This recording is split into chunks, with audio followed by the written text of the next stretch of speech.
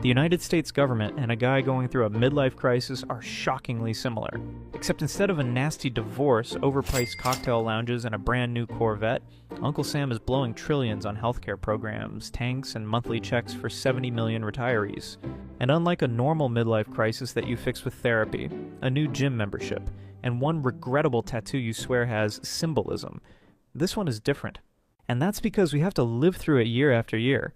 And this spending problem is exactly how we ended up running a nearly $2 trillion deficit. Which means the United States is spending almost $2 trillion more than it brings in annually. We're like a college freshman with a credit card and no concept of consequences. And what do we do when the debt collectors come knocking? Well, we just borrow the difference every single year, which is why the national debt has now exploded over $38 trillion, a number so large it feels made up.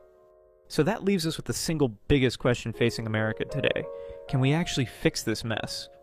And after spending over 60 hours in government reports, Excel spreadsheets, and looking at charts that made me question everything, I've come to the conclusion.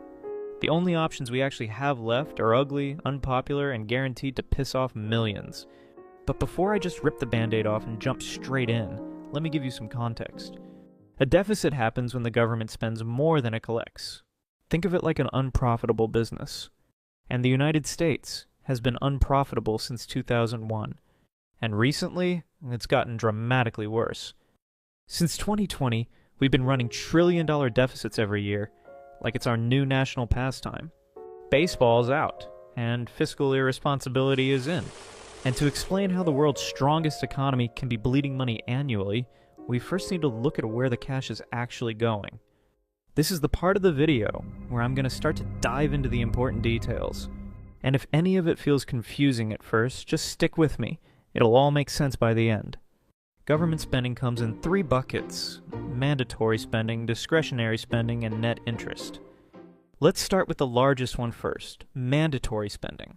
This is the spending that's locked in by law, things like Social Security, Medicare, and Medicaid. It's the financial equivalent of your rent.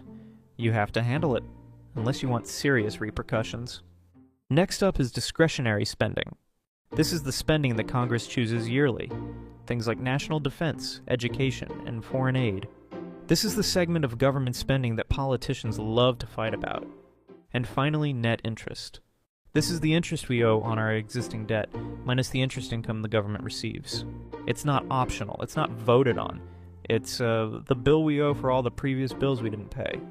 And when you add these 3 together, you get the outlays of the federal budget. But here's the real gut punch.